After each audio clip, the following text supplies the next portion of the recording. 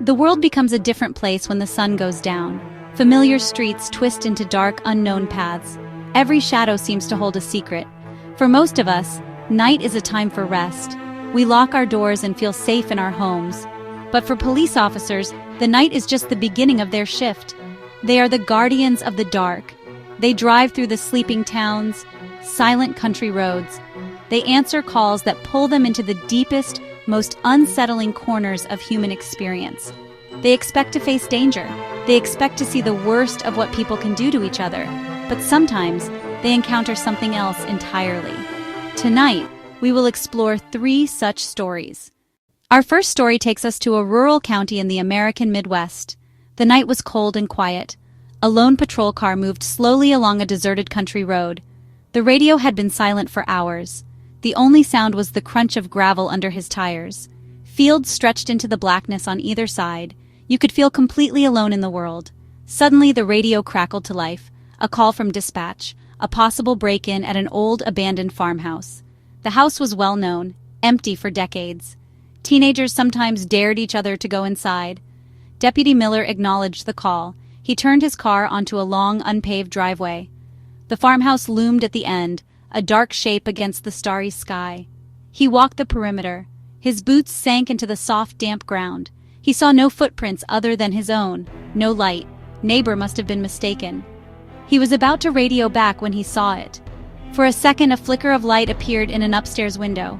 It moved across the window, and then it was gone. A cold chill ran down his spine. An old cellar door was not boarded up, slightly ajar. He took a deep breath, pulled it open, and started down the stone steps into the darkness. The air in the cellar was cold and damp. It smelled of earth and decay. His flashlight cut a sharp beam through the thick darkness. They creaked loudly under his weight as he carefully climbed them. He emerged into what looked like a kitchen. The room was in ruins. He moved through the downstairs rooms one by one. Each room was a frozen picture of decay. He made his way to the main staircase leading to the second floor.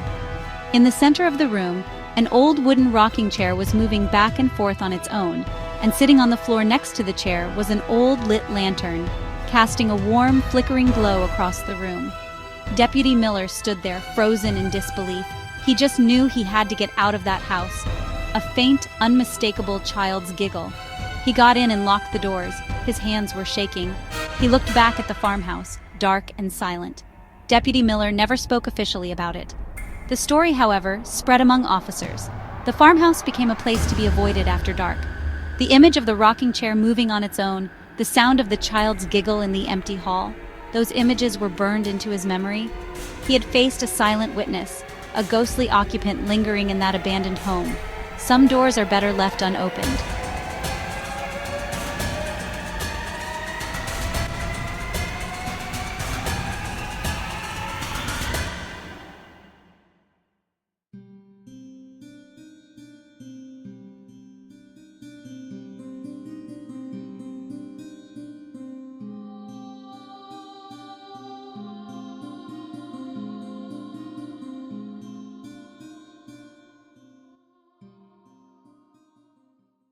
Our second story comes from a police officer working the night shift in a small town in New Mexico.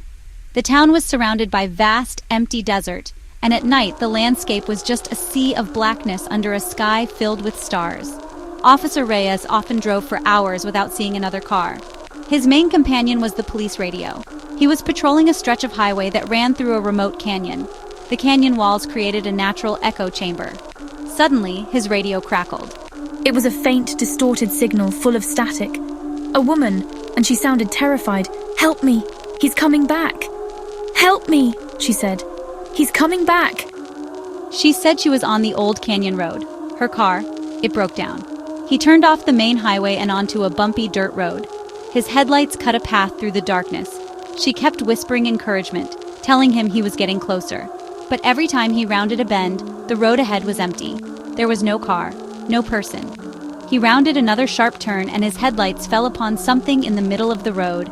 It was a car, an old, rusted-out vehicle that looked like it had been there for years. The windows were shattered, the interior ripped apart. He ran the license plate. The results that came back over his computer made his blood run cold. The car had been registered to a woman who had been reported missing 5 years earlier. He stood there in the moonlight, staring at the rusted car, a terrible realization dawning on him. He was about to turn back to his car when the radio crackled one last time. It was a full, terrifying scream that blasted through the speaker. The scream was cut short by a loud burst of static, and then silence. Officer Reyes stood frozen in the middle of the desert road. The night was still again. Dispatch, do you copy? I need backup now. Unit 7, we copy. What is your location? They checked the radio logs. There was no record of any incoming distress call. As far as the official record was concerned, nothing had happened. The incident was never officially explained. Officer Reyes knew what he had heard. He believed that the spirit of the missing woman had reached out to him, using the radio waves that traveled through the canyon. They searched the car and the surrounding desert, but they found no trace of the missing woman. Her case had gone cold. As an official record, no incident. But Officer Reyes never patrolled that canyon alone at night again. The phantom dispatch left a permanent echo in his mind.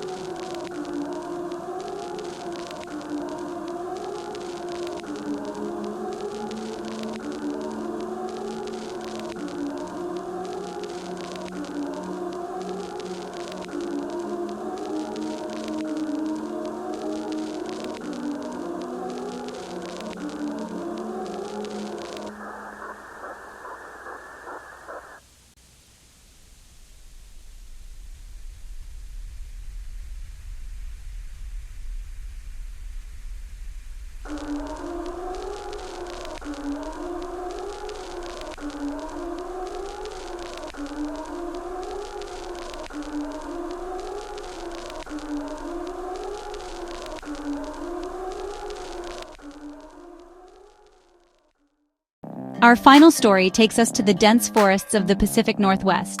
Two officers, let's call them Officer Evans and Officer Davis, were on patrol on a rainy autumn night. The kind of night where the fog hangs low in the trees and the sound of the rain on the car roof is constant. They were driving down a remote logging road, miles from the nearest town, checking for illegal campers or poachers. As they drove, they both heard something faint over the sound of the rain. It was the sound of a child crying. They stopped the car and rolled down the windows, listening intently. They grabbed their heavy-duty flashlights and rain gear and got out of the car. The crying seemed to be coming from a few hundred yards off the road. It was a young child, sobbing somewhere deep in the woods. They found faint, small footprints and a discarded toy. They entered the woods, their flashlight beams cutting through the fog and rain.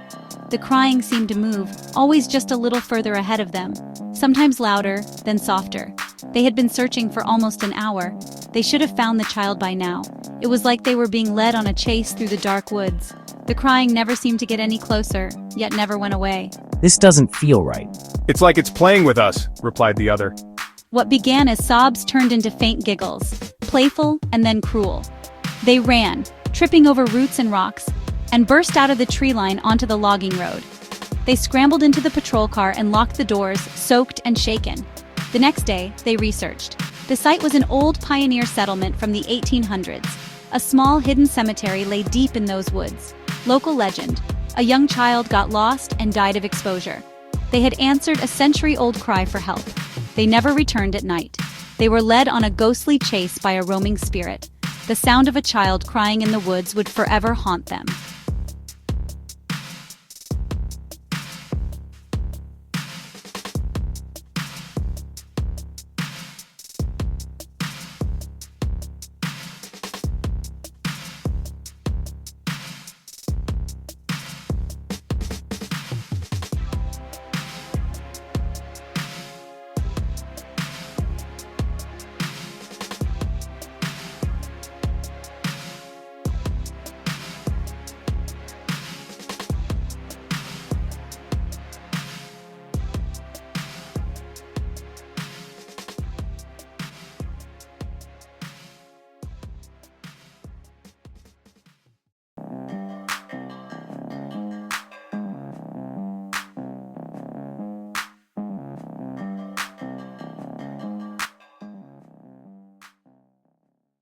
The night holds mysteries that the day can never know.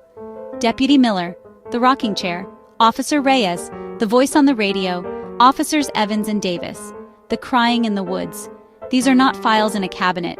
They are memories that live in the minds of those who answered the calls. Next time you see a police car patrolling at night, remember, sometimes the most terrifying calls are the ones that are never meant to be answered.